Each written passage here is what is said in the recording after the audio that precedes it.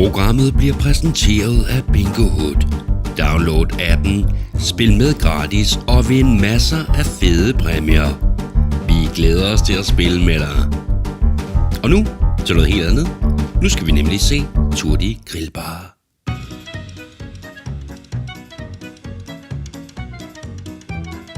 Den her gang går turen til Nordvestjylland, Thy. Jeg glæder mig rigtig meget til, hvad de har at byde på. Velkommen til Turdi Grillbar.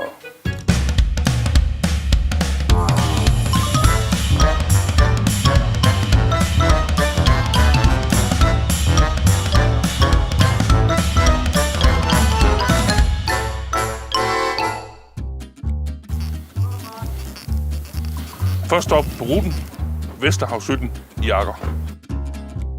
Forventningerne er fornuftigt høje. Ikke sky high, men de er der. Dag. Goddag. Dejligt. Hvad kan jeg hjælpe dig med? Jeg er en sulten mand, så Ja. Hvad har du at byde? Jamen altså, vi har jo sådan noget som det, vi kalder have i Agger. Have. Den unge mand, han anbefaler mig en heavy hotdog. Heavy Agger hotdog. Hvad er det? Det er en stor hotdog, vi har med en 230 grams tikan pølse i. Og der er sådan en mormorbrød. Og så er den med rødkål og chili mayo og så elsen. Alt det, du kan elsen drømme om, både ketchup og sennep. Det lyder skide godt, det han propper i for mig. Så ja, den tager vi da bare. Selvfølgelig går vi det. Det er det, vi kører. Det er fuldt ud. Det kører vi. Det kan jeg i hvert fald sige, det er en hit.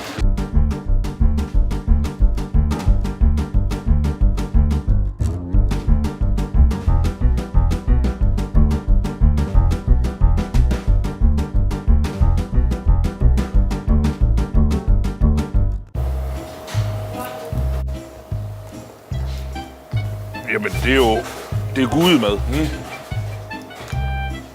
En hotdog af den anden verden.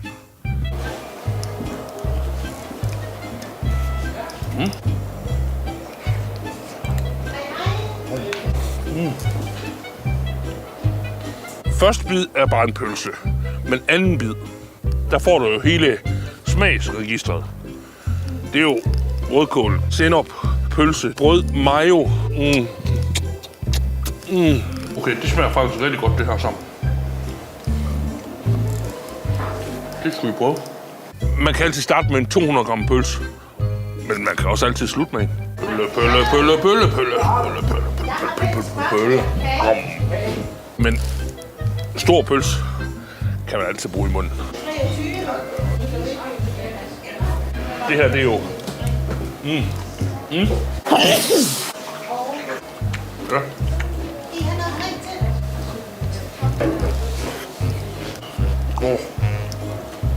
Jamen, det er jo en passende størrelse for jer.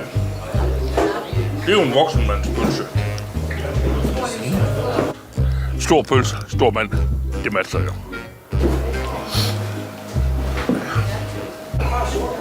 Sidste bid.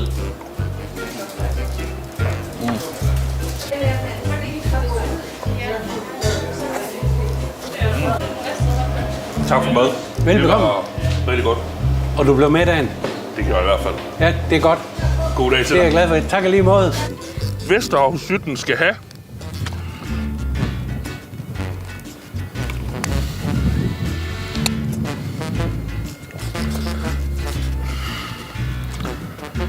Ja, de skal sæs med have fuld plade. Der var kreds om pølsen. Det er jo lige noget for okker. Så selvfølgelig skulle de have fuld plade.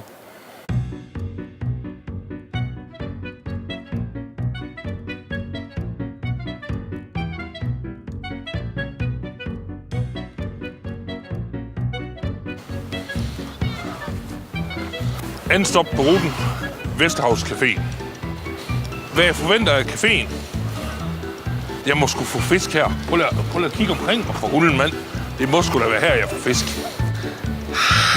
Hvordan jeg har det med fisk, det er jo ligesom... Hvordan har du det med sand i forhuden? Det er samme oplevelse. Træls. Jeg går ind til Vesterhavs Caféen med oprejst pande. Tager, hvad de serverer for mig jo, selvfølgelig. Men fisk er jo ikke hittet. Goddag. Hvad Hvad kan du byde mig af specialiteter? Du skal have noget fisk, når du kommer til arbejdsskader. Stjerneskud, det er vi også gode til. Jamen, så lad os da tage sådan en. Det sætter vi i gang. Tak for det. Det er godt. Tak. Ej, det er fandme en frygt. Jeg har fandme frygtet at skulle ind og have fisk herinde. Men det er jo det, han tilbyder mig, så det må jeg jo tage.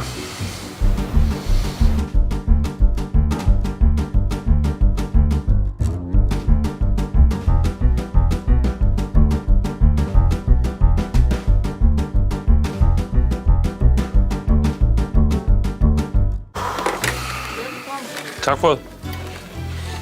Det visuelle udsyn af den, det ser fornuftigt ud, men det er stadig fisk. Ja, der sidder jo sådan en lille hyggefætter her, så... Jamen, det kan man altid spise. Det er ikke fisk. Og kaviar er fisk, men det er småfisk, så det kan man godt æde. Jamen, kaviar er børnefisk. Æg. Æg med æg på. Æg kan jo altid et eller andet.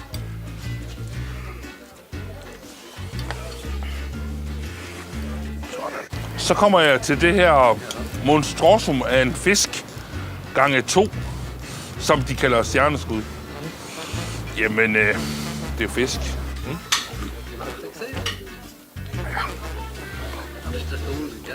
Hvor meget af det her grønne møde er. Der er rigtig meget også. Det er helt vildt. Det er okay. Ja. Der er jo ikke så meget smag i dem.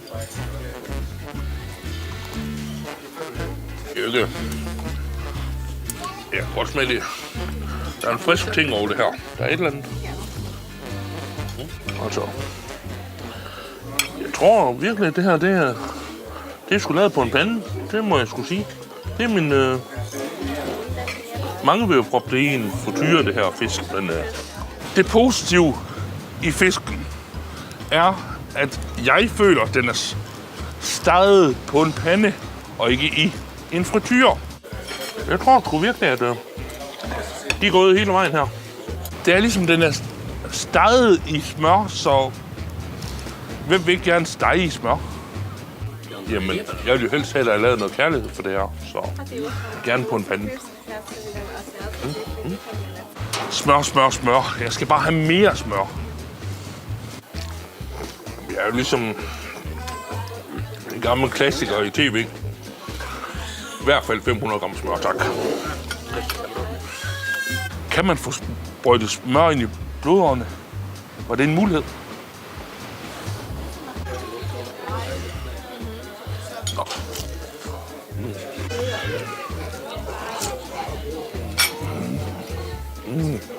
Jeg glemte jo helt. Man skal jo have lidt salat, ikke?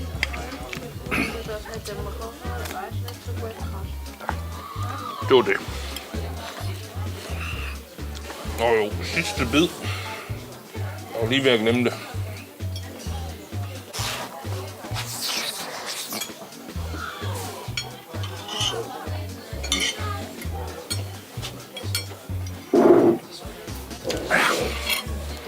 Det må vel det.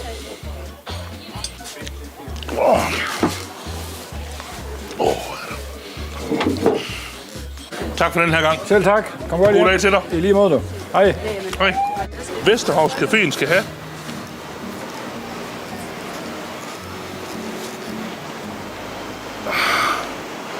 Den skal ikke have mere end 3. Jeg kan ikke give den mere end 3. Det er sgu ikke...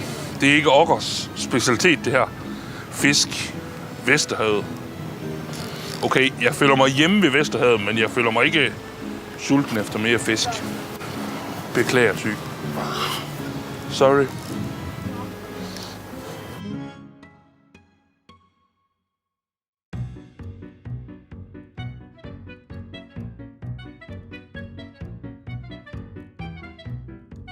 Tredje stop på ruten. Færgegrillen i Hanstholm.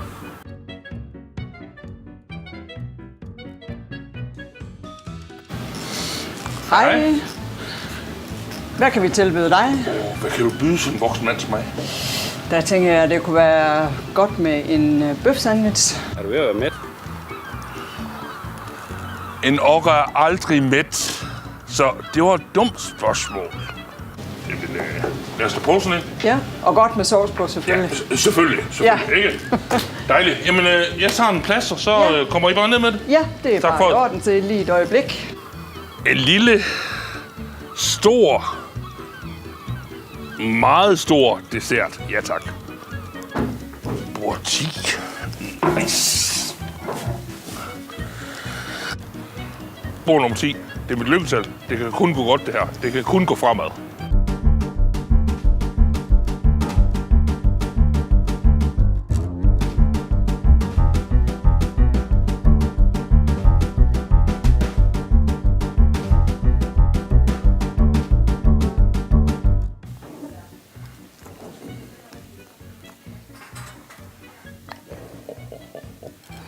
Jamen, så kommer der jo en gudeskøn bøfsandwich. Jamen, der er jo ikke noget at sige. Det er jo snakken lige til okker.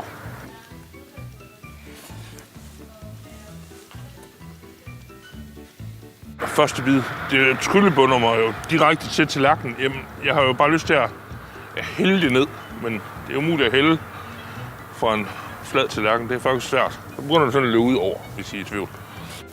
Jamen, hvad helvede? Sådan helt alvorligt sagt. Smager sæksme godt.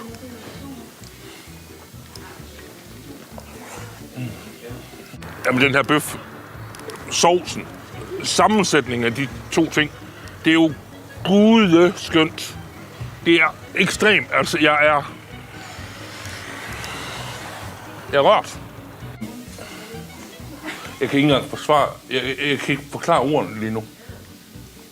Der er kærlighed i den bøf. Det er fandme med sjældent, at okker bander, og han er rørt til tårer. Men det er fandme lige ved her. Jeg kan helt alvorligt ikke sige ordene for den bøf her. Altså, ikke engang for sjov. Henrik, ikke engang sjov. Prøv at smage den der. Jamen. Ej, okay. Forstår du, hvad jeg mener? Nej, det er jo sindssygt stærkt. Du smagte den. Du er enig med mig, ikke? Lige præcis. Der er ikke så meget at sige. For en gang skyld er jeg tabt ord.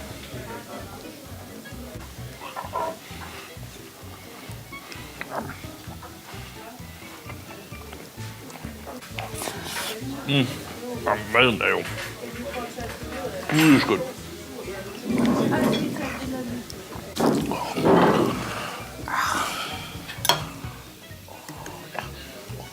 Jeg tager for. Bada bing, bada bum. Hygge jer.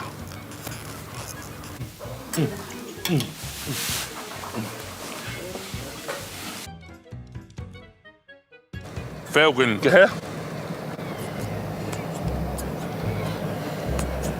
Der er ingen diskussion. 6 remouladeklatter. No doubt about it. 6 remouladeklatter. Det er lige så godt som 6. Jamen, der er ingen diskussion. Danmarks bedste bøfsandwich skal have 6 remouladeklatter. Jeg kan ikke forsvare at give lavere. Jeg kan ikke forsvare noget som helst den vej rundt. Thy har vist et kæmpe smil det sidste sted. Plus det første jo. Men de har også vist, at man kan godt stole på nogle typer. Hvis jeg har idéer til, hvor jeg skal tage den næste gang, så er det nede i kommentarsporet. Kom, dernede. Hop.